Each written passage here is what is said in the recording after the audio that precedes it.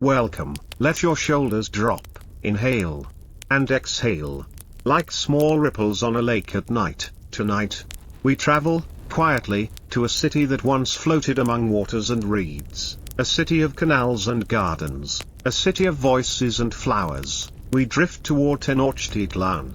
On the mirrored surface of Lake Texcoco, the air is cool, the moon is pale, water brushes the sides of a canoe. We will not hurry, we will not strain, we will simply float. And listen, inhale, exhale, the boat rocks a little. Like a cradle, a reed lantern glows, the smallest sun, guiding us along a narrow waterway. The city waits ahead. And the night is friendly, night over the Chinampas. You pass the first Chinampas. The so-called floating gardens.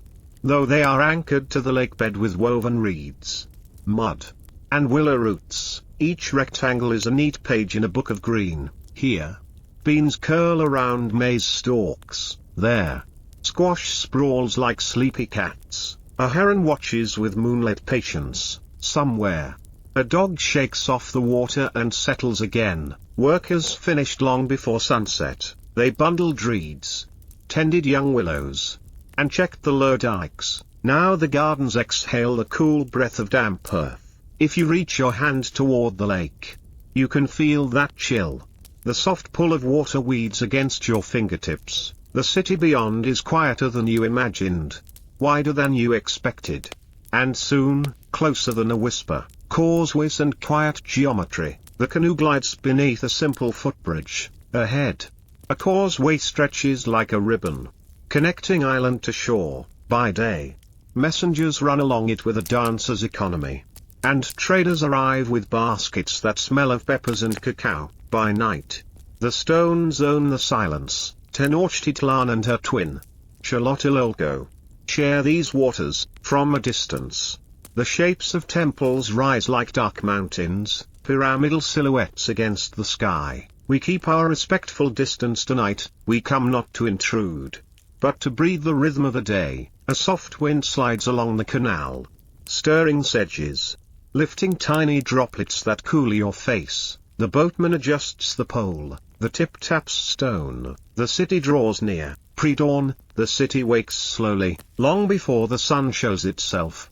Pre-dawn murmurs begin. A cook fire teases a thread of smoke into the air. In a courtyard, someone grinds nixtamalized maize on a metate, stone on stone, grain to massa, steady as a heartbeat. Shh, listen, SHFF. SHFF. SHFF.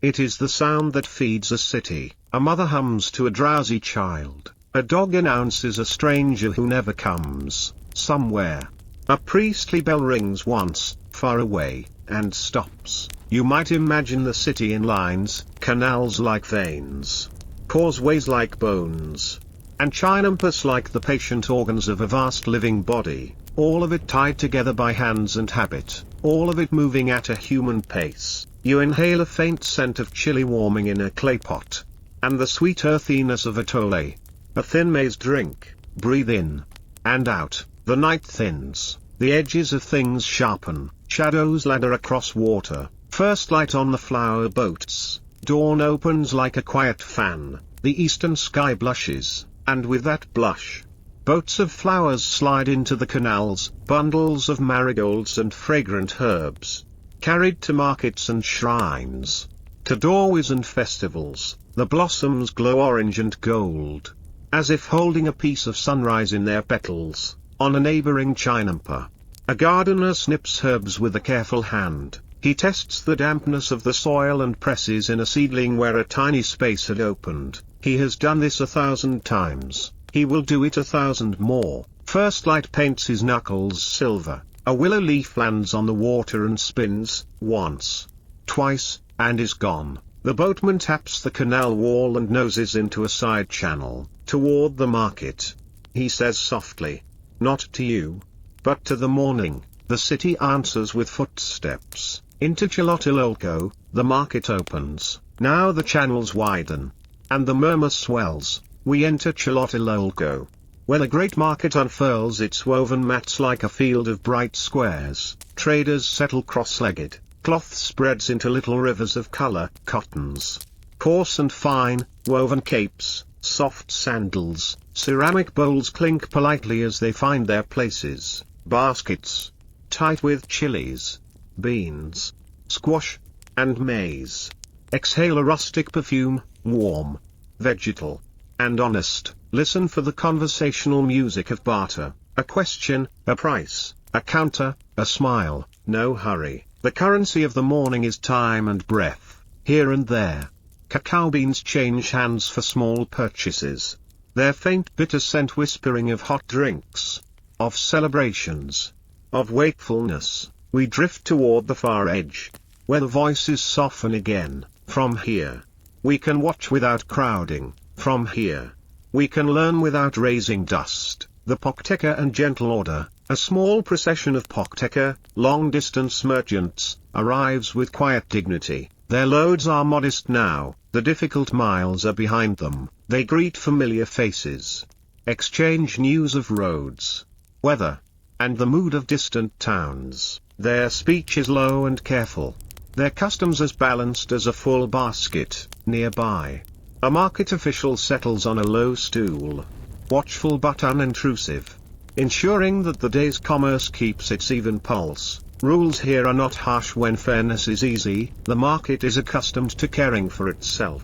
If a quarrel rises like wind, it settles like sand, and in this gentle order, the city sustains itself, hour by hour, bowl by bowl, thread by thread. Tastes of the city, maize, cacao, chile. You close your eyes and taste the morning. A sip of atole, warm and mild, rests on your tongue. A pinch of ground chili wakes your lips without startling your heart. A small bite of a tamale, soft as a sigh, carries the cornfields into your chest. Then a thin draught of chocolatl, cacao frothed carefully, bitter, perfumed, and dignified. Not a candy, not a flurry, but a slow drumbeat of flavor. As you swallow, the body thanks the hands that ground, the hands that stirred, the hands that carried. You imagine your day ahead, and already you know, you wouldn't last a day here.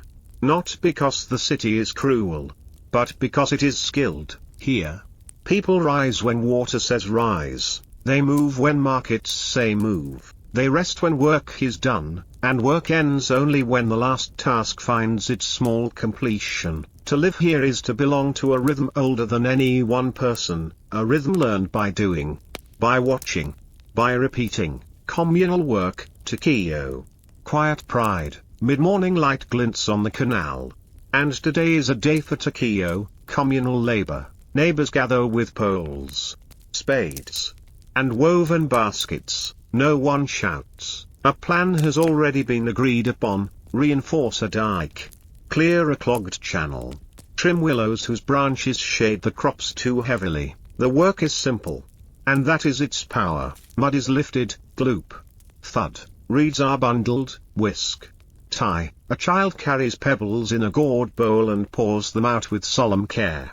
A woman kneels to patch a low place in the bank, her fingers pressing the earth as if sealing a letter to tomorrow. Cacao is not dramatic, it is the humble spine of the city. It does not ask, what is in it for me? It says, what is needed for us? And the canals answer by flowing, and the gardens answer by growing, and the people answer by sleeping. Later, without worry, the boat rocks gently beside a willow whose roots grip the island like a careful hand. A dragonfly stitches the air with a soft blue thread. You inhale, and your chest fills with light. Paths of learning, a slow bell. A bell rings once, low and patient, and the sound takes its time to drift across the water. Somewhere nearby, a school courtyard collects the morning light like a shallow bowl. Older students, calm and careful, sweep the flagstones in slow arcs, sending dust back where it belongs. A teacher's voice is barely above a whisper. The words are steady,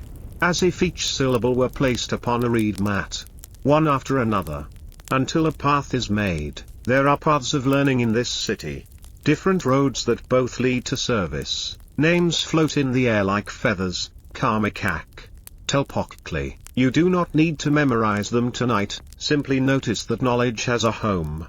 That youth has a place to be tended like young maize. Each stalk learning to stand, karmikak, patient instruction, in one courtyard. The karmikak. Instruction is careful and deliberate. Older youths recite histories as if unrolling a painted book, rulers and roads, floods and repairs, lessons about balance and burden. They practice ritual speech in soft tones. Each phrase rounded off like a smooth stone. A mentor demonstrates how to carry responsibility with a level spine, how to step into duties like stepping into a canoe, balanced, aware of the water on all sides. Nothing here is hurried. The chalk line drawn upon a board is straight because the hand is steady. And the hand is steady because the breath is steady. Learning is not a river that runs away, it is a canal, guided, tended, and shared. Tlatelolco, strength in rhythm, in another neighborhood. The Tlatelolco has its own rhythm, practical, communal, and grounded. Young men and women train their bodies and their attention. They practice carrying loads without complaint, mending walls without waste, setting a watch without fear. The instructors speak in even tones, encouraging effort without heat. A drum taps slowly, dum, dum, dum, and with each beat, they learn what it means to move as one body. To be a necessary thread in a necessary cloth. You watch, without intruding, as a group forms a chain to pass baskets of compacted mud. The line moves like a single creature with many hands. The canal bank rising with each gentle transfer. When the last basket is emptied, the line disperses like mist. Chores complete. Breaths quiet. Craft halls and tender hands. Farther along, a weaving house opens its doorway like a yawn. Looms hold bright threads that cross and cross again. Cotton under Garvey fiber softened by patient fingers. The shuttle glides with a sigh, returning with a sigh, like the small waves that tidy themselves against the shore. Nearby, a potter turns a slow disc, centering clay the way a gardener centers the day. A jar rises, curving toward usefulness. No shapes are forced, they are invited, in a featherworker's shade. A craftsman holds a tiny plume to the light and nods once. He places it just so upon a panel.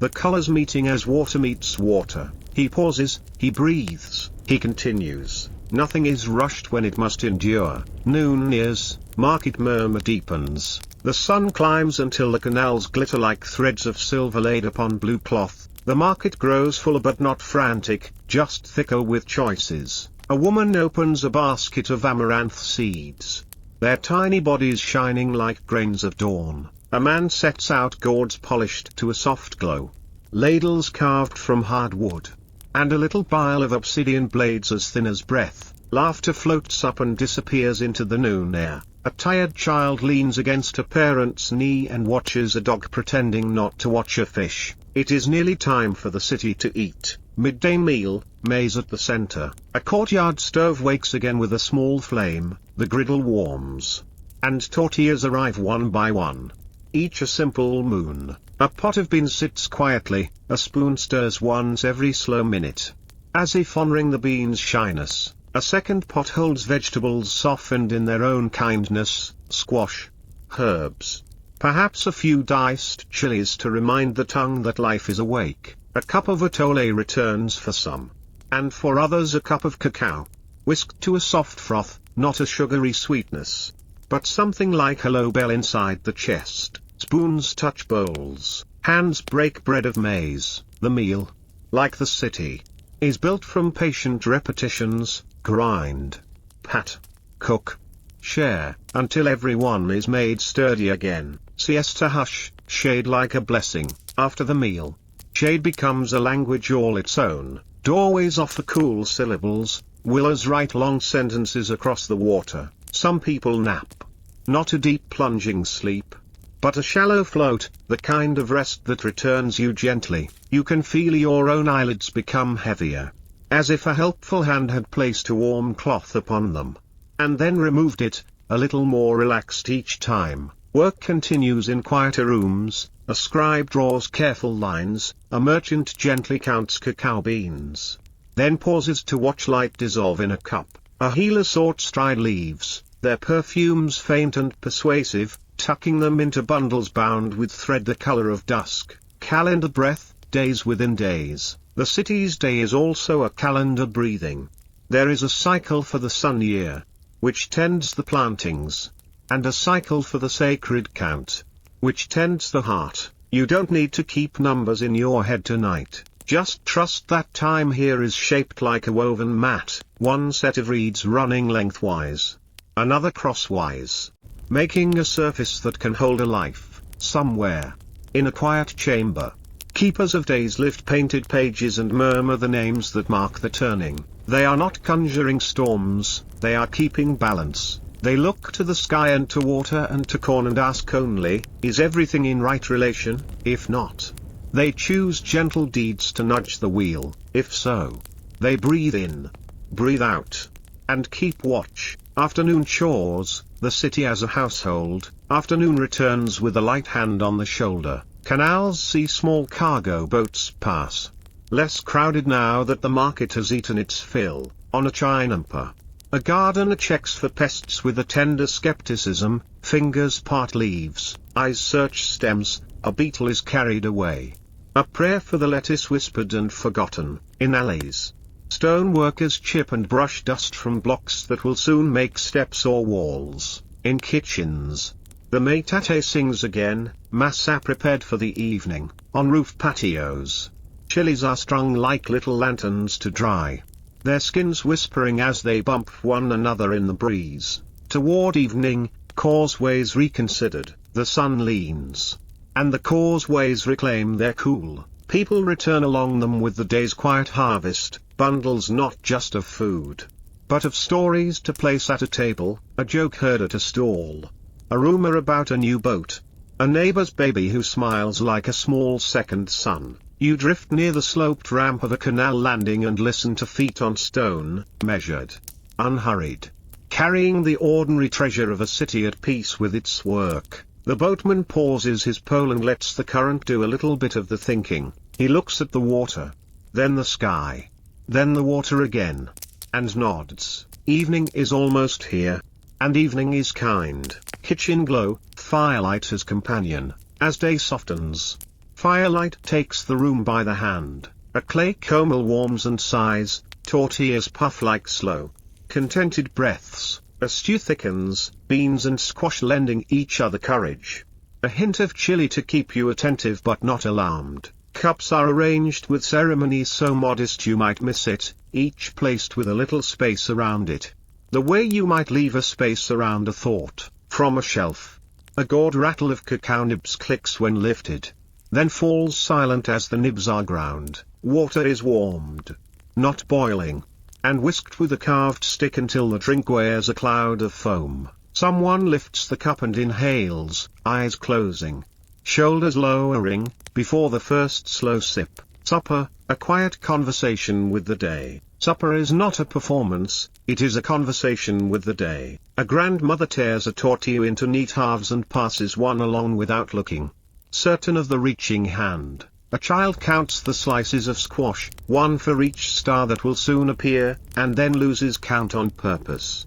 Smiling, stories are exchanged at the pace of digestion, a small triumph, a small worry, a small plan for tomorrow's weeding. A plate is refilled without asking, a dog settles where feet will not find him, someone laughs so softly you feel it more in the air than in your ears. The stew cools slowly, as if refusing to be abandoned, and the last of it is shared in small, appreciative spoonfuls. Evening walk, water remembers. After the bowls are washed, you step outside where evening has laid its shawl over the canals. Water remembers the day, holding little images on its surface, a canoe's wake like a line of handwriting, a willow's reflection bending where a fish moves, a lantern painting a trembling circle that follows itself and never catches up. You breathe the damp, clean smell that lives between water and earth. People pass in twos and threes. A neighbor carries a basket filled with herbs wrapped in leaves, gifts to exchange tomorrow. Two friends walk, not to arrive anywhere, but to let their talk find its own dock. From far off, a drum practices one phrase and then lets it go. Night watch, the city's gentle eyes, when darkness gathers. The night watch takes its place with quiet feet, along the causeways. Pairs of watchers move like commas in a long sentence, ensuring that the meaning of the night flows without interruption. They pause at bridges, listen to the language of water slipping past stone, and then continue. No barking orders, no metal clatter, only the calm authority of people who belong to the place they protect. From your canoe, you see a watcher lift a small lantern and lower it again. Satisfied, he murmurs something not to be heard but to be said, and the words dissolve into the night where they belong. Stars above, canals below, the sky opens its stars like a box of cool coals. You tilt your head back and let them rest on your eyes. Somewhere, a storyteller notes which ones have risen first tonight, and how the wind smells, water heavy or dry, so that tomorrow's chores can begin with the wisdom of the sky. Below, the canals are darker now, their surface is stitched with thin lines of light where torches travel. A fish turns and writes a brief silver letter that no one will read. A reed leaf skates across water until it reaches the bank and signs its name there. The city of food, maize, cacao, chile, a lullaby. Before sleep, think of the three friendly companions that kept the day company: maize, cacao, chile. Maize, the steady heart, ground and patted and warmed until it can hold the day in your hands. Cacao, the thoughtful friend, bitter in a way that is not unkind, reminding us that depth is its own sweetness. Chile, the small spark that knows how to whisper, not shout, waking the tongue just enough to notice that we are alive. Together they make a lullaby of taste, a tortilla placed upon the palm, a sip of cacao like a slow bell, and the lightest warmth at the edge of a smile where Chile has walked by and tipped its hat. A house prepares to sleep. Inside, a house closes itself gently, a mat is unrolled, blankets folded since dawn are opened with a soft breath of stored coolness. Small tasks complete themselves, a pot rinsed, a bowl turned upside down, embers settled so they will still glow when morning asks politely for them. Someone places a gourd of water near the sleeping place. The way one leaves a word at the end of a page to remember where to begin again. A dog spins twice and chooses a corner. A child arranges three tiny stones beside the mat and closes their eyes, one for water, one for earth, one for sky. Myths in a whisper eye, creation like slow light. Now, as lids become heavy and the room listens for dreams, myths arrive not as lectures but as whispers. You hear the oldest story told as if it were happening a few houses away.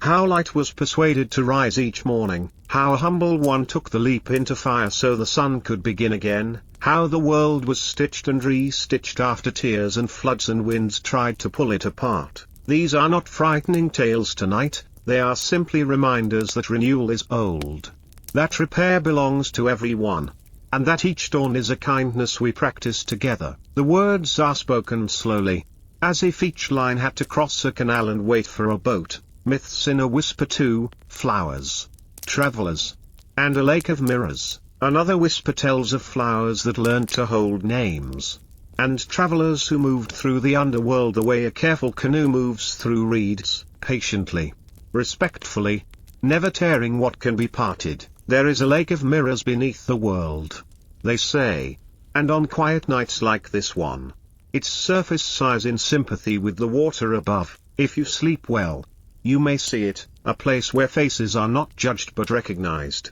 where promises ripple outward and return with their edges smoothed. The storyteller's voice dims until it is almost not there. You follow it the way a hand follows the last warmth of a cup. Last rounds, watchers and dreams. The watchers pass once more. Their footsteps are the punctuation at the end of the city's sentence. They check a latch and lower a gate bar, then smile at one another without sound. Far off, a drum taps a phrase and then goes still, as if tucking itself in. Dreams begin to move through the streets like friendly cats, slipping under doorways, selecting a mat, curling in at the foot, purring in a language made of water and cornmeal and wood smoke. Float and fade, let yourself be a boat now. Set gently upon the narrow waterway behind the house. Let your thoughts be reeds that part for you without complaint. Let your breath be the boatman's pole, planted firmly and evenly in the soft lake bed, guiding you forward with no effort at all. The city dims to embers. A lantern's circle of light closes like a flower at night. Willow leaves count you down. 10, 9, 8, you are carried, you are kept. If morning arrives before you finish this journey, it will find you where the water meets the root, where the house meets the boat, and where breath meets sleep. Rain on the Chinampas. A sky the color of cool stone begins to loosen. One drop touches the lake, drawing a perfect ring. Another finds the reed roof and writes a tiny drum beat. Soon the rain is careful, even, polite, like a crowd entering a room and removing their sandals. On the Chinampas, leaves bend without complaint. Water travels the narrow paths between beds of beans and squash, and the earth drinks without haste. A gardener lifts their face to the sky, eyes half closed, lips moving in a thought that might be a prayer or might be a grocery list for tomorrow. Either way, the sky understands. You feel the rain in your breathing, in, cool, out, warm. A heron stands ankle deep, becoming the grey that surrounds it. Somewhere a child counts raindrops until numbers are forgotten and only rhythm remains. When the rain thins to a whisper, the world smells newly awake. Even as you grow sleepier, the lake, satisfied, lies still as a held breath. The featherworker's quiet. Inside a shaded room, a featherworker sits with the patience of a stone that has seen many summers. On a reed mat lies an ordered galaxy, plumes small as eyelashes, iridescent as calm water, gold as late afternoon. He lifts one feather, then another, each between forefinger and thumb, turning them like small moons. He matches cool green to warm amber until the seam disappears. No stitch argues, no color shouts. He breathes once, and the design breathes with him. Outside, a cart rattles past. Inside, the feathers make a breeze of their own, quiet, deliberate. In time, a panel is complete, a calm pool of color that will catch light and return it, gentled, to the onlooker's eyes. He sets it aside like placing a sleeping child. He gathers the tiniest trimmings and thanks them for their service. He closes the door with 2 fingers and keeps the rest of the day for silence. A healer's basket. A healer sits in a doorway where shadow and sun meet as equals. On the ground, baskets, yarrow, sage, dried marigold, and bark that smells like steadying thoughts. She unties each bundle. The knots remember her fingers and loosen without fuss. A mother arrives with a worry shaped like a child's cough. The healer listens first to the sound and then to the space around the sound. She chooses a leaf, 2 seeds, a pinch of bark, and a story about sleeping near open windows when the air is soft. There, she says, not as a cure but as a direction the day can walk. When they leave, the healer resets the baskets as if laying the table for evening, a place for everything, and everything with a name. She pours water into a clay cup and watches a tiny swirl decide which way to turn. Her own breath decides to follow. Market at dusk. As the sun lowers its shoulders, the market changes key. Shadows lengthen into easy benches. The day's coins gather into quiet piles. A seller of gourds weighs a last bowl in his palm and smiles. Someone will sip from it tonight. A spice woman covers her chilies with a folded cloth as neatly as tucking in a child. Farewells float up and look for a roost. 2 old friends promise to forget nothing and everything until morning. A dog, careful not to step on anyone's pride, escorts a family to the canal and then trots back to see if anyone needs escorting again. The square empties into the lanes like tea poured from a single kettle into many cups. What remains is the shape of the market without its people, like a bed still warm after rising. Causeway night watch. 2 watchers move along the causeway, one tall, one small in the manner of someone who carries height inside rather than outside. Their lantern is modest and sure. They stop at each bridge to listen for the usual unusual, the sound that means everything is fine. Waves tap stone with old stories. Far out, A bird speaks a single syllable and then declines to explain. The tall watcher checks a gate pin, the small watcher counts the stars between two known points and finds the number as expected. They nod at the water, which nods back in ripples, when they turn toward home. The road looks shorter, as if night had folded part of it and placed the extra length in a drawer for later. A day inside one house. Let us live the width of a house. Morning begins with the sound of a metate and ends with embers arranged like a handful of coins. Between those bookends, pages, a broom writes long strokes across the floor, left to right, then right to left, until the room reads clean. A pot tries on 1,000 small sounds and keeps the ones that taste best. A basket of maize becomes tortillas, a basket of thoughts becomes plans and then becomes laughter. A visitor sits at the threshold where shoes become bare feet. News arrives in a voice that has traveled just far enough to grow interesting and not so far that it forgot its way. Later, mats are rolled for a short rest and unrolled for a longer one. And the house, pleased to be useful again, lowers its roof a little closer to the people it shelters. City of bells, not loud, never loud. Small bells mark small changes and, taken together, braid a day. A low bell for learning, a soft chime for opening a door, 3 tiny chinks for a vendor whose peppers are especially beautiful. If you listen carefully, there is a bell made only of light. When the sun strikes a water jar at the right angle, a silver ring expands across the wall as if someone had tapped the world with a spoon. People glance up, nod, and carry on, their steps keeping the time that needs keeping. By evening, the bells have put away their bright clothes. They sleep somewhere at the base of the sky, arranged by pitch.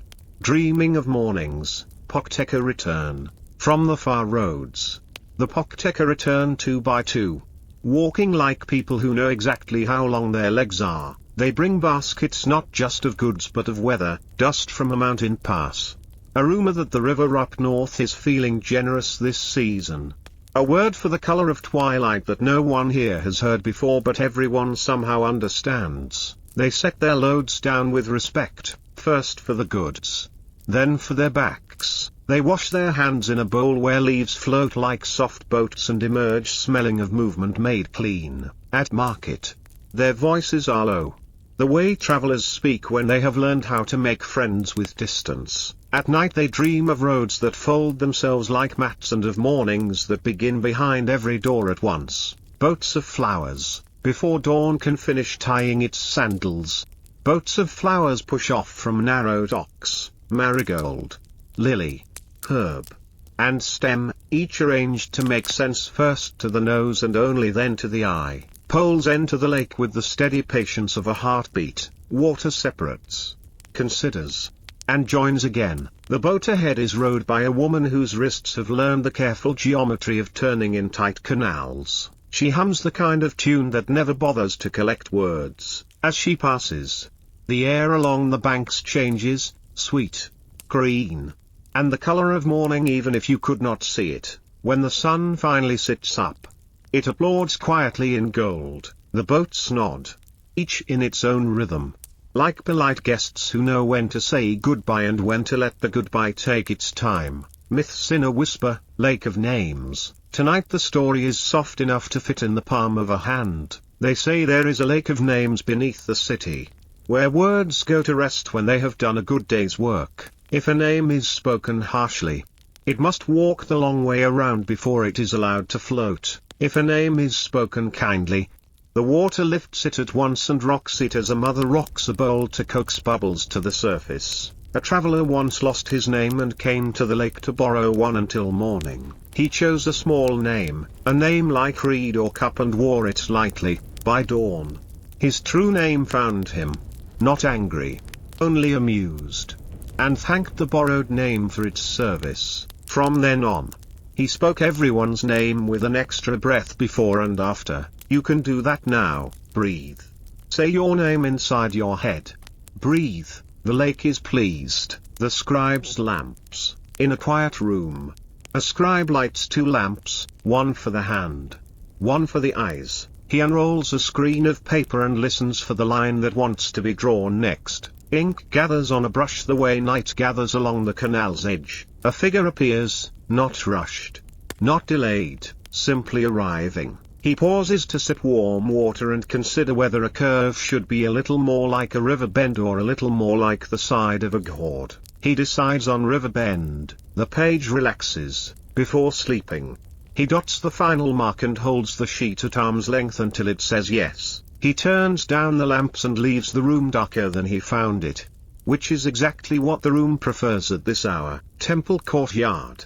From afar, we keep our distance, out of respect, and watch a courtyard from the shadow of a colonnade. Attendants cross the square with their careful errands. A broom invents a small wind, then forgets it. A bell notes the time and then withdraws, as if shy of its own voice. You do not need to know the words spoken here. It is enough to see that they are carried gently and set down in places that welcome them. Even the pigeons practice a kind of listening, tipping their heads as if to keep the sky from spilling. We turn away while the moment is still itself. And in leaving it intact, we become part of its quiet. The weaver's afternoon. A weaver sits with loom and patience. Warp threads stretch like calm breath. Weft threads travel like a canoe. Across. Return. Across again. She works a pattern her grandmother taught and her granddaughter will someday alter by a thread or two. The way a family recipe learns the temperament of a new stove. At the window, light plays the part of an apprentice, useful, curious, undemanding. When the cloth reaches the length of a forearm plus the span of a hand, she stops and ties off the day with a tidy knot that never calls attention to itself. She folds the fabric slowly so the pattern does not lose its place in sleep. Stonecutter's noon. In a yard that smells of dust made honest by sun, stonecutters stand among blocks that remember mountains. Chisels speak a language of taps and pauses. Each chip is a decision.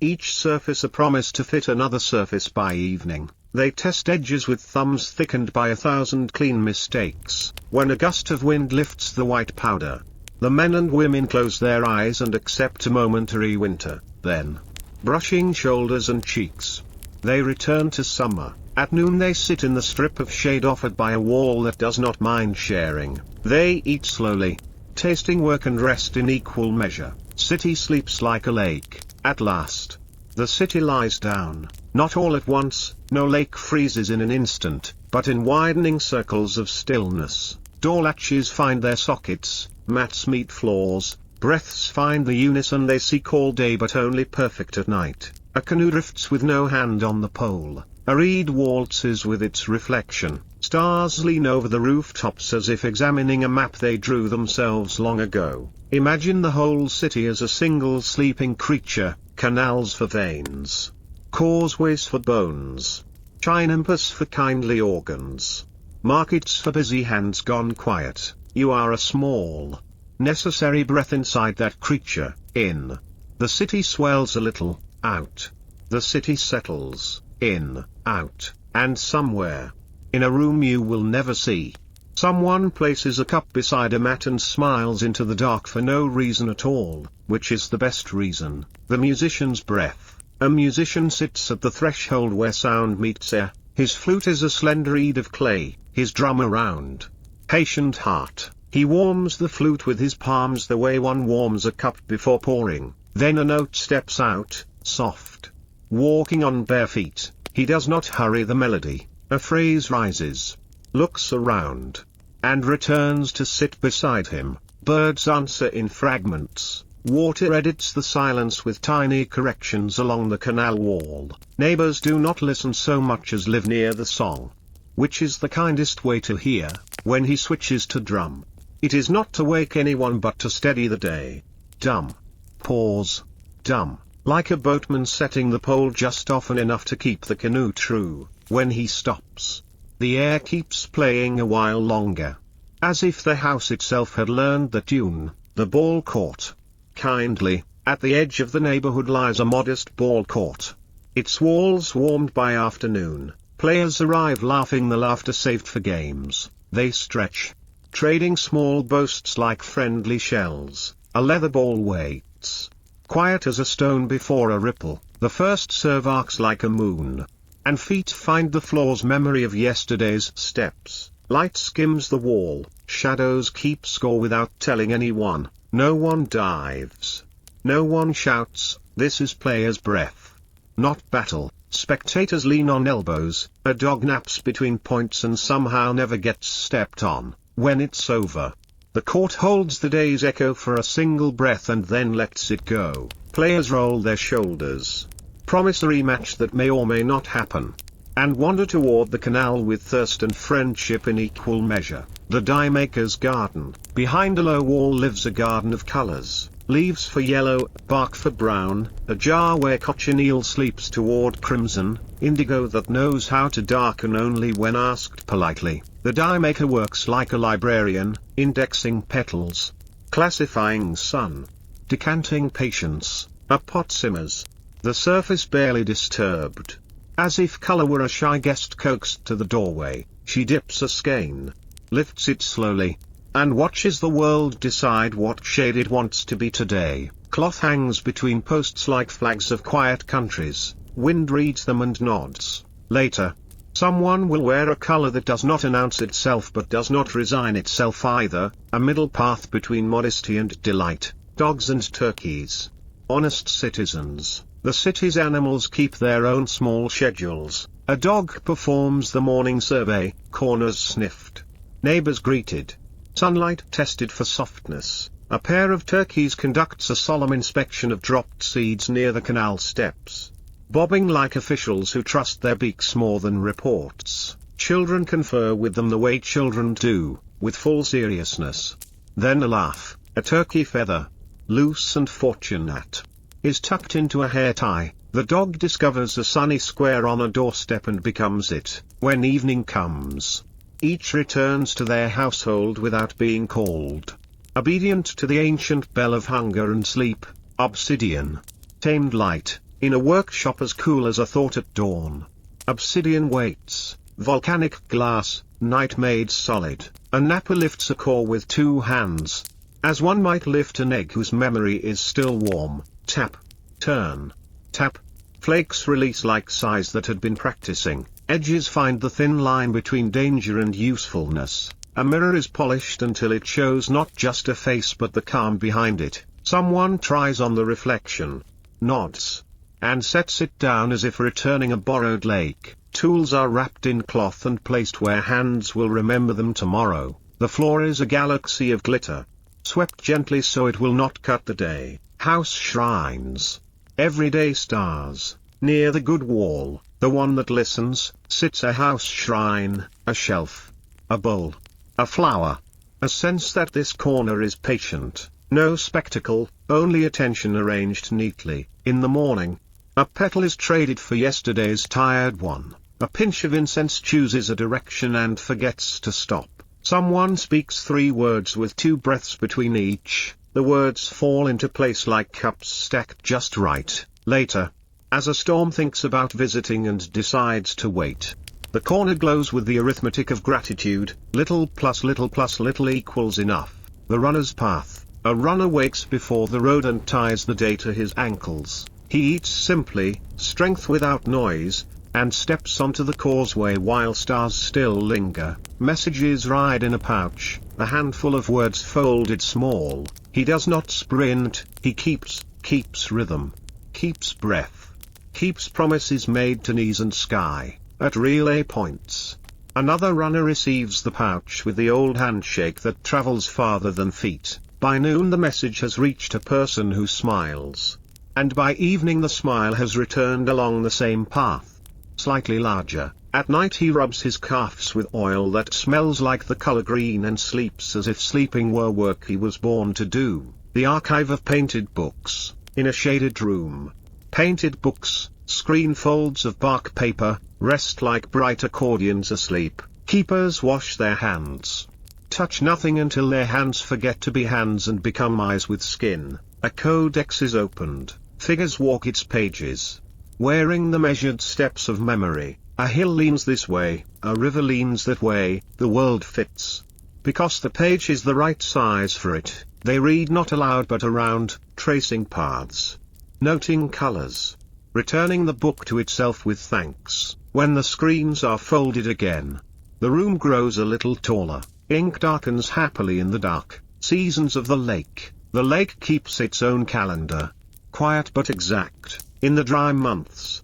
Water withdraws just enough to remind people to listen. In the rains, it returns with a drum too gentle to fear. Canal walls are inspected like old friends who have carried too much without complaining. Sedges are asked to stand here, not there. Chinampu edges are trimmed the way one trims hair that has decided to be wild. The lake approves, settling around the roots with a sound like silk leaning against wood. At sunset the water is the color of forgiveness. Boats anchor without argument, and frogs practice sentences they will never finish. A day at the school of words. Children sit cross-legged on woven mats. Small bowls of patience beside them. A teacher offers a word the way a gardener offers a seed. The children plant it in their mouths, water it with breath, and wait. Soon the word sprouts, first a stem, then a leaf. They smile as if tasting the first tortilla of the morning. Lessons wander through metaphor, flowers that are songs, songs that are roads, roads that are duties we walk with friends. A child forgets a line and remembers a better one. The teacher nods. A correction that feels like permission. When class ends, each student carries home a phrase that looks like a string but feels like a bridge. Bakers of steam and moon. In a courtyard, steam bows its head over baskets. Tamales wait wrapped like presents that know exactly what they are. A baker tips her ear to the pot the way a midwife listens for readiness. She lifts the lid, the air applauds. One tamale is opened. Then another, the masa shining like a quiet moon. Customers arrive in pairs, leave in ones, return in threes. Math that the baker enjoys without solving. By noon the baskets are light, and gratitude is heavier than dough ever was. The reed boat maker. Bundles of tule reeds lie along the bank like sleeping geese. A boat maker wakes them, soaking, binding, shaping. He knows where a boat wants to be wide and where it prefers to be narrow. The way one knows a friend's best jokes before they are told. Cord wraps and knots with the fluency of fingers that have argued and reconciled for years. When the boat is rolled into the canal, water recognizes it. The first push is ceremonial, the second is practical. By the third, it is a boat among boats, sharing the day's assignments with the ease of those who agree on what matters. Midwives and mornings. A midwife keeps watch in a neighborhood the way dawn keeps watch over roofs. Her bag carries cloth, herbs, and the quiet that arrives when someone who has done this before walks into a room. She speaks few words and many breaths. Windows are opened to invite the day, bowls are warmed, a hand is held longer than minutes say is necessary and exactly as long as hearts say is right. Afterward, a lullaby is borrowed from the street, part bird, part broom, part voices arranging breakfast. The midwife writes 2 notes on a reed slip,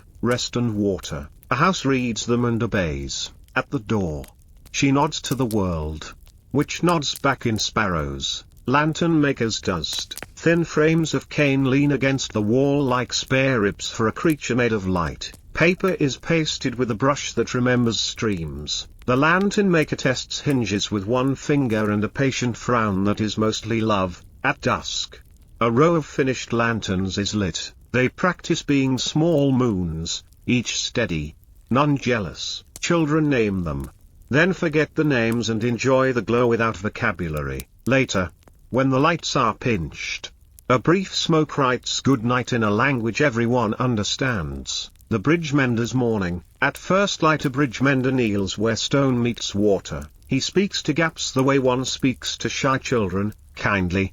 With time, a trowel writes slow silver lines. Pebbles settle like calm thoughts finding their shelf. Boats pause, nod, and pass. By the hour when shadows shorten, the bridge has learned again how to carry footsteps without noticing it does. Perfumes of the hearth. A kitchen keeps a library of smells. Smoke that remembers cedar. Steam that remembers corn. Clay that remembers rivers. A cook pinches salt the way a scribe dots a page. Chilies toast until they whisper. Herbs are bruised until they confess their kindness. The room becomes a gentle argument for staying home. The rain keeper's roof. On a flat roof, jars wait for rain. A woman checks the rims with the pad of her thumb, smooth.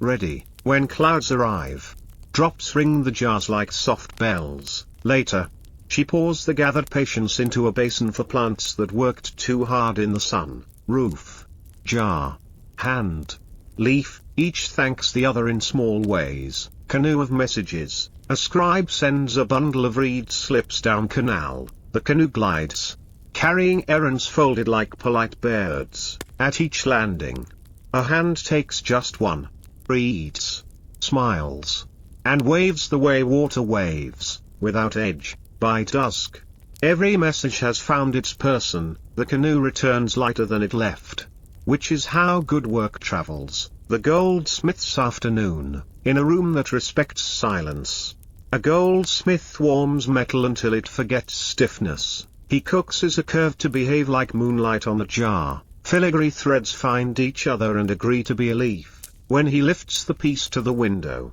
it gathers sun and gives back calm. He bows to the light as if it were a teacher and sets the work to cool. Children of the causeway. Children play at the edge of the causeway, hopping lines of shadow, trading shells that are also crowns, counting boats and losing count together on purpose. They invent a kingdom where the tax is laughter paid in pairs. When a watcher passes, they salute with solemnity and then burst into whispers as soon as the solemnity is safely around the corner. Night market of whispers. Some evenings the market reopens in a smaller key. Whisper stalls, tea, thread, mending, use. A woman stitches a sleeve while telling a story that mends a day. A man grinds cacao only enough for 2 cups, then repeats the miracle for 2 more. Candles keep their flames close to their chests. Everyone else follows their example. The woodcarver's listening. A woodcarver holds a block to his ear as if trees keep talking after they fall.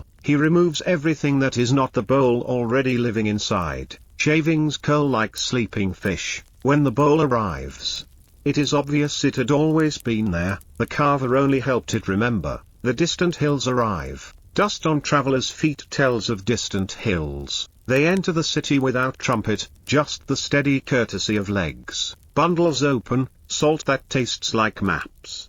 Stories that taste like weather. Hugs are exchanged in the grammar of backpats. At night, the hills sleep in the courtyards of mouths retelling what they saw. Lessons of the willow. A willow leans over a narrow canal and tutors the day in bending. Its roots grip softly, its leaves practice forgiveness. A child asks why the branches weep. The grandmother says, they don't.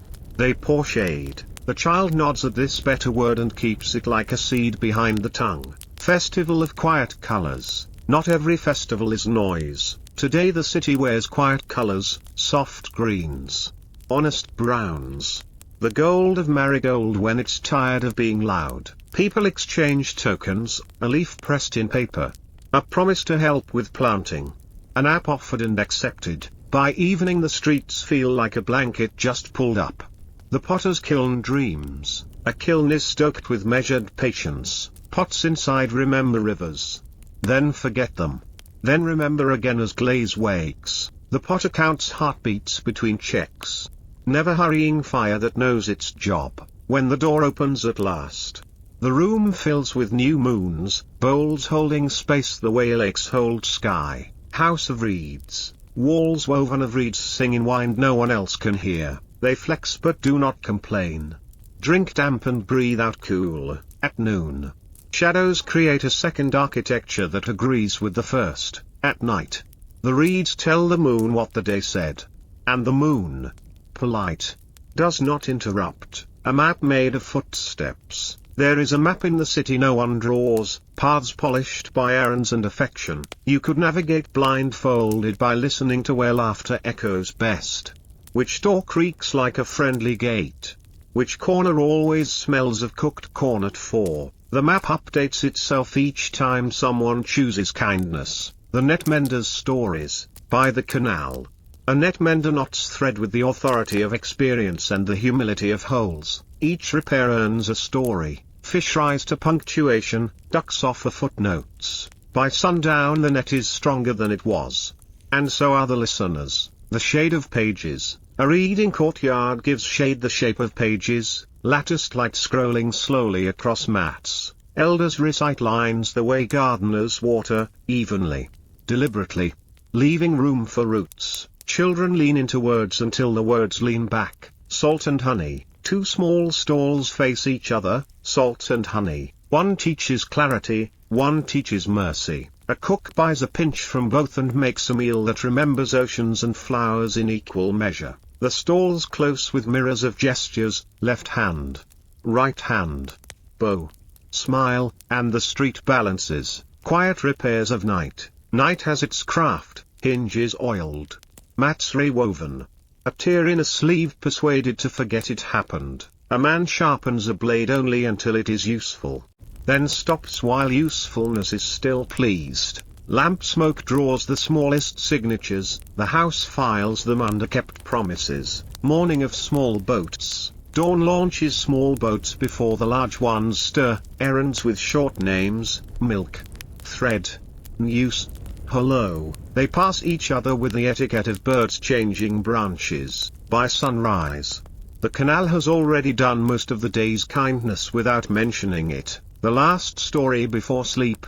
A grandmother tells the last story in a voice that remembers rocking chairs even where none exist. It is a story about a reed that wanted to be a flute and a child that wanted to be a song. By the time the reed learns music, the child has learned listening. Which is the more difficult art? The room agrees by settling one finger width lower, outside. Water practices not waking anyone as it turns the corner. The oars know the river. A boatman tests two oars carved from memory. They enter water not as tools but as manners. Stroke, breathe, release. The canal replies with a sheen of silver logic. A gull watches, then decides the day is sufficiently competent and flies elsewhere. By the time the boat noses into shade, the oars have told their favorite joke. That stillness, properly held, moves everything. Clay roofs after rain. Roofs of clay exhale the rain they kept. Tiny streams run down spouts like sentences that remember their verbs. Children cup hands beneath the last drops and catch a syllable each. Far below, a courtyard plant raises its leaves like bowls at a generous table. The basket weaver's noon. A weaver of baskets sits with reeds that have decided to become useful. Under, over, under. A pattern made of patience multiplied. Handles discover where palms prefer to rest. When finished, the basket learns the weight of maize without complaint and the weight of compliments without changing shape. A window that faces water. One window keeps a treaty with the canal. Morning light arrives wearing ripples. Afternoon leaves a gold receipt. At dusk, the window becomes a mirror for boats that wish to admire themselves briefly and then get back to work. The quiet smith, in a smithy that values volume control. A hammer negotiates with iron. Tap, listen, tap, agree. Hooks, hinges, rings, small architectures that let doors behave. Nets stale oil. Lanterns make promises. Before closing, the smith thanks the anvil for being the sort of friend who never asks for thanks. A street of borrowed shade. Midday invents a street of tents where shade is borrowed and returned. Vendors trade coolness like currency. One palm leaf fan. 2 cups of breeze. A grandmother teaches the art of walking slowly enough to arrive rested. Everyone passes the lesson along without attribution. The listener at the dock. A man sits at the dock and practices listening to water. He learns that it has only a few words, push, pull, hold, but speaks them in infinite accents. When a neighbor asks for advice, he translates, wait here, then move a little. It solves more than you'd think. The garden of spices. A corner plot keeps spices like a songbook. Epazote that hums low. Cilantro that laughs. Chile that uses italics sparingly but well. A cook enters, copies 2 lines into tonight's melody, and departs leaving the gate ajar so wind can read. The canoe painter. A painter decorates canoe prows with lines that never hurry. Curves remember birds, triangles remember mountains. He pauses to let color dry into its best self. When the canoe launches, The design does not shout, it simply reminds the lake who it is. The grain room's breath, a storeroom for grain, breathes with the city, sacks stacked with the geometry of trust, floors swept with the ethics of crumbs. A ledger marks arrivals and departures, each number holding hands with the next. Hunger peeks in, sees itself scheduled, and relaxes. Fire flies over the Chinampus, night folds itself into the gardens, and fireflies begin the polite argument of light. 1. Then 3. Then many. A constellation that decided to live closer to lettuce. Boats move as if not to disturb a delicate meeting, somewhere.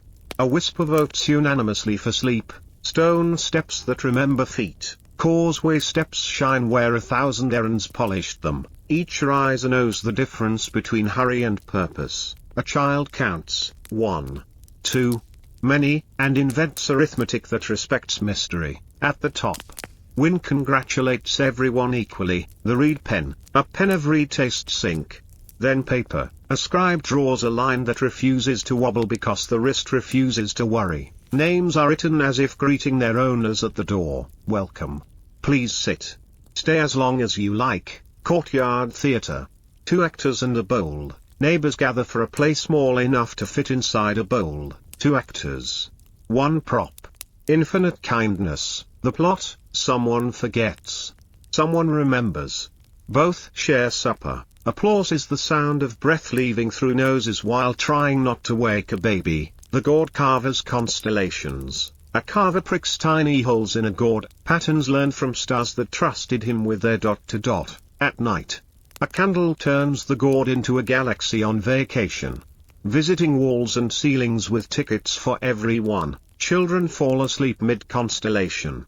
Which pleases the candle? The teacher of left-handed knots. Some hands prefer left. A teacher shows how knots can be persuaded from either direction. Students smile at the democratic news. Ropes. Newly bilingual. Hold boats with extra confidence. The alley of honest repairs. There is an alley where only repairs are sold. Patches that respect scars. Glue that admits it cannot fix everything but tries nobly. People arrive sheepish. Leave relieved. And the alley grows a little prouder without changing its voice. Moonlit counting of cacao. A merchant counts cacao by moonlight. Beans tick against a bowl like distant rain on a tiled thought. He stops at a good number, not because it is round, but because it feels complete. Numbers enjoy being treated as feelings now and then. Boats at anchor. Dreams at work. Anchored boats converse in the language of ropes. A creak here. A hush there. Above them, dreams punch small tickets and board quietly. They travel routes mapped by reeds and return before dawn with pockets full of rest. The last sweep of the maitate, before sleep. The maitate receives one final sweep of a palm, gratitude for today's flower. Tomorrow's promise. Stone warms under touch and cools again like a sigh that found a chair. The kitchen closes its eyes and stays awake just enough to greet morning when it knocks very softly. The door that knows when to open. Some doors in the city have learned to listen. A knock arrives like a pebble in a pond. The door waits. Counts 1 breath. And then another. And opens at the exact width that lets welcome in and keeps drafts out. Hinges speak a language of well-oiled vowels. Inside, a mat says please without syllables.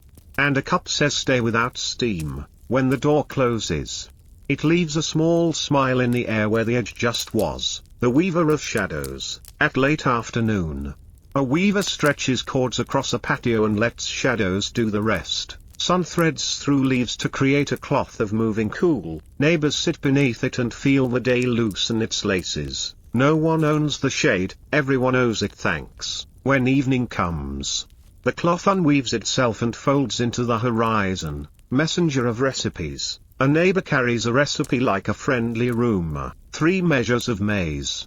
2 of beans.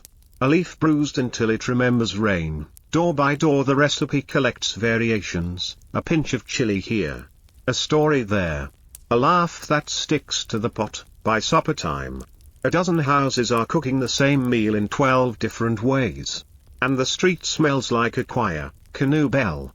Kindly timekeeper, on a quiet canal hangs a small bell. Boats brush the rope and the bell offers a single note, neither hurry nor halt. Only notice, a child times her steps to it, an elder times his rest. The bell keeps no secrets and tells no lies, it simply remembers time out loud so no one has to. The herb window. A windowsill keeps pots of herbs like soft punctuation for the house's sentences, mint to underline freshness, epizote to steady commas, cilantro to surprise the ending. Hands pass, pinch, and pat the soil as if reassuring it that roots are not alone. When soup is served, the window tastes victory, the silent agreement of streets. Two streets meet and make a promise. You bring breezes, I'll bring shade. A market stall sets itself in the angle where the promise is strongest. Feet remember the turn without needing to look. At dusk, the streets nod and keep their word for another day. Keeper of borrowed tools. A neighbor keeps a shelf of borrowed tools, a hammer that visits, a knife that travels, a spool of twine with many addresses. Each item bears a faint map of hands. When tools are returned, they rest like dogs who found their way home. The keeper counts not objects, but favors that turned into furniture inside the heart. The cup that made a friend. A cup chipped at the rim learns a new job, measuring. It pours exactly the right amount of water for massa. Never a drop more. Never a syllable less. A second cup, whole and proud, asks how it knows. Practice, says the chip. And listening, the whole cup decides to learn humility, the chipped cup decides to teach it gently. Morning sweep of the causeway, before the city wakes. A line of brooms travels the causeway like a soft river. Dust becomes a memory, stones become themselves again. Watchers nod at sweepers. Sweepers nod at dawn. Dawn nods at the lake. No one is in charge, everyone is responsible. By the time footsteps arrive, the road is ready to keep its promises. The dye pot that waited, a dye pot simmers and then does not. Because color prefers to arrive rather than be dragged, cloth enters, thinks, and agrees. When lifted, drops fall like small decisions made well. The dyer hangs the cloth where wind can write compliments across it. Later, a passerby wears the sky from that hour on their shoulders. 2 lamps and a story. Night finds 2 lamps on a table. One for seeing pages, one for seeing faces. A story begins with nobody's name and ends with everyone's. Between, there is a canoe, a market, a laugh that needed a home and got one. When the lamps go out, the story continues in the dark, which is where many stories prefer to grow. The basket of spare sunsets. A seller brings a basket of dyed threads the color of sunsets, peach, rose, copper, a blue that learned to be shy. People buy a few to mend clothing or cushion corners of rooms that need soft. By evening the basket is lighter and the neighborhood is warmer. As if dusk had been distributed house by house. The listening wall. There is a wall that listens better than some people. You can lean your back against it and tell it a day. It will not interrupt, will not advise, will not judge your grammar. When you leave, you feel taller. The wall stays where it is and does not brag. A boat for errands with no names. A small boat carries errands that cannot be written down. Look in on the widow, notice the new baby, check the willow roots after the last rain. It returns empty but never useless. The boatman sleeps well because his work has weight even when it has no list. The market's secret choir. At midday the market hums in a single key, voices bargaining, bowls touching, sandals whispering. If you stand very still, you can hear the choir tuning itself.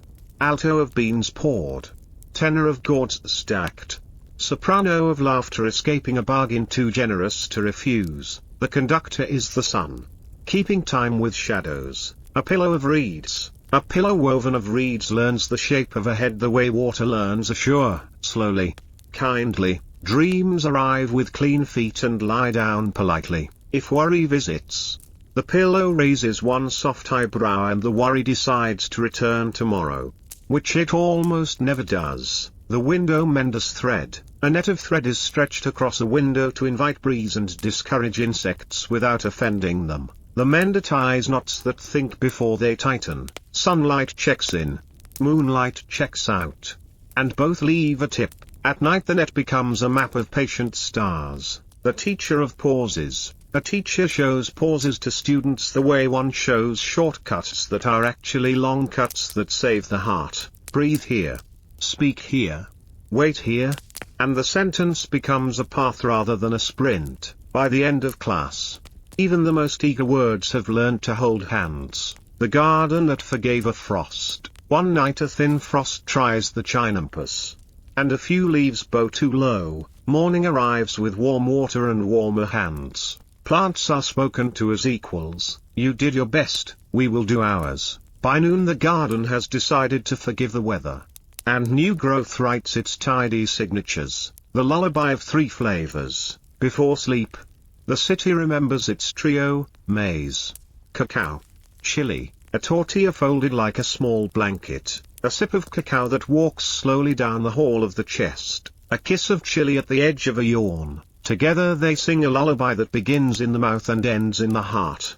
Where boats are tied and lanterns dim, the canoe of borrowed names. A boatman keeps a small book of borrowed names, for visitors who wish to move through the city gently. Tonight you choose reed. Light and bendable, people greet you as if they've always known you. By dawn the name returns to the book, grateful and uncreased.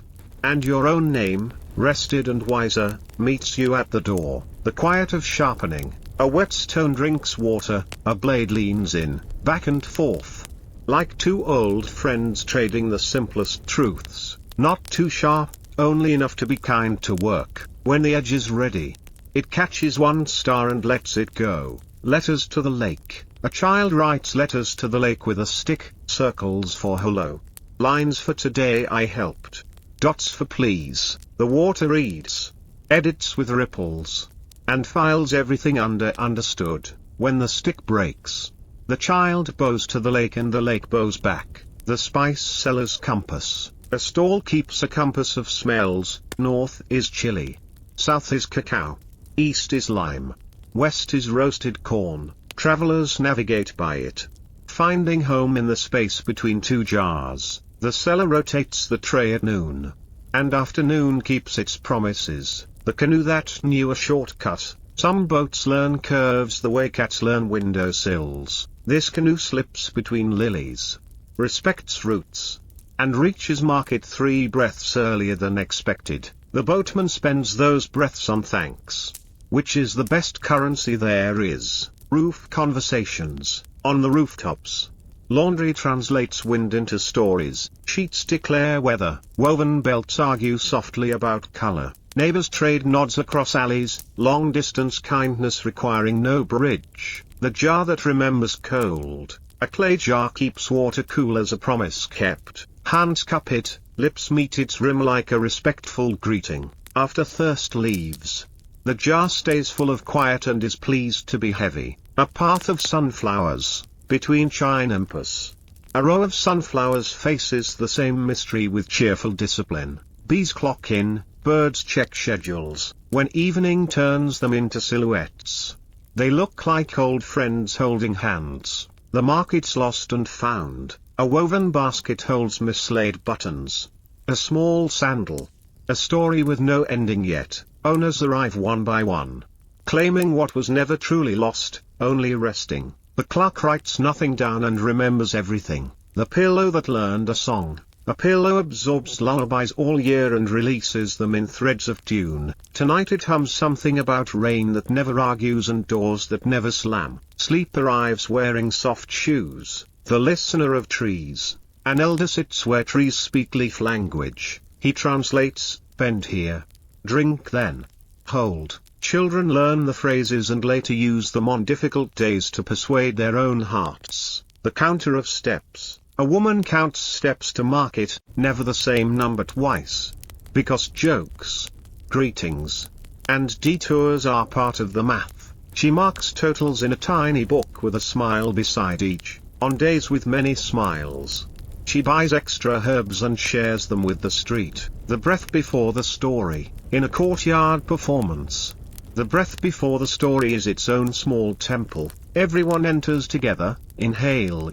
And when the storyteller begins, the room is already a single body, basin of stars. A shallow basin receives the night sky and becomes a portable galaxy. Children tilt it to make constellations travel. No one spills. The stars prefer not to be wasted. The courtyard of yes. There is a place where most requests meet a gentle yes. May I sit?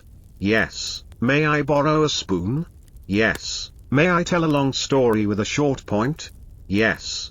If you pour tea, by evening the courtyard glows the way copper glows after being handled kindly. The reed that whistled once, a single reed near the landing makes a small whistle whenever the breeze is exactly so. People time errands to hear it. When the breeze forgets, they hum the note themselves.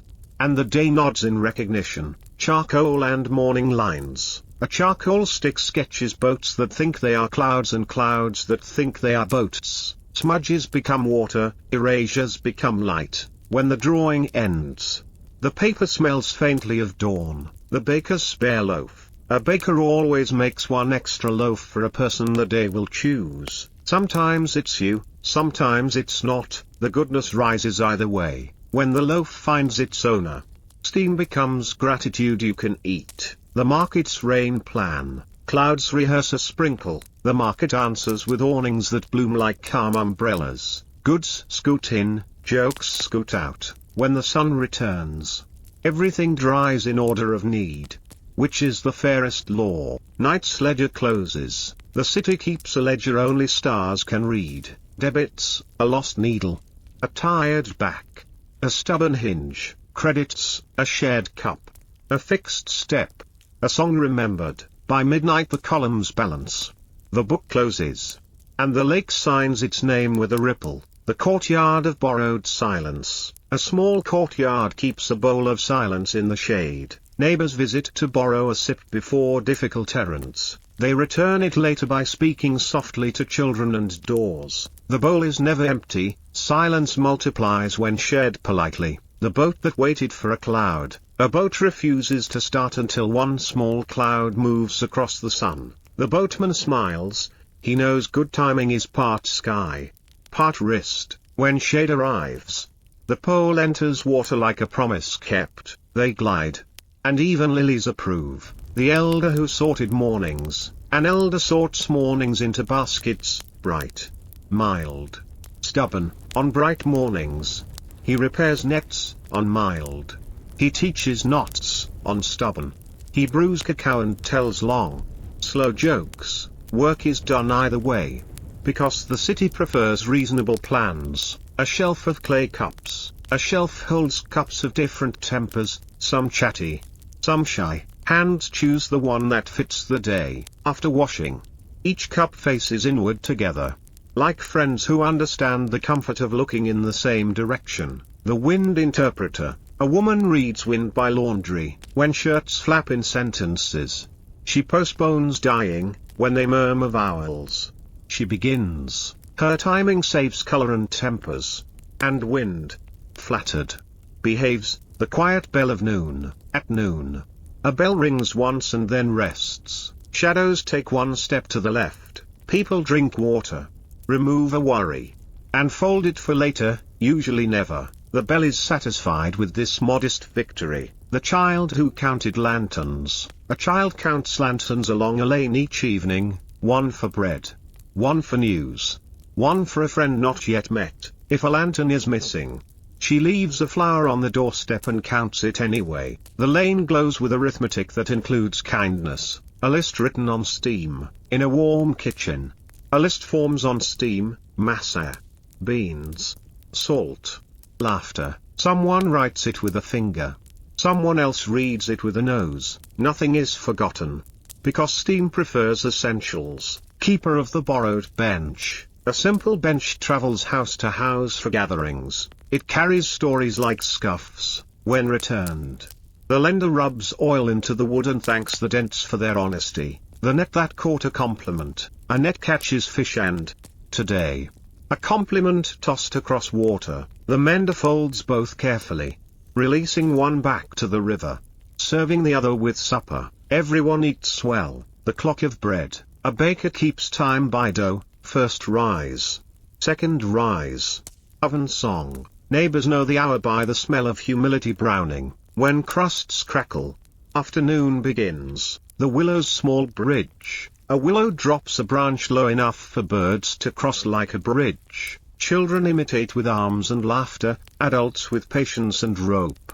By dusk, the neighborhood has built 3 bridges and mended 2 more.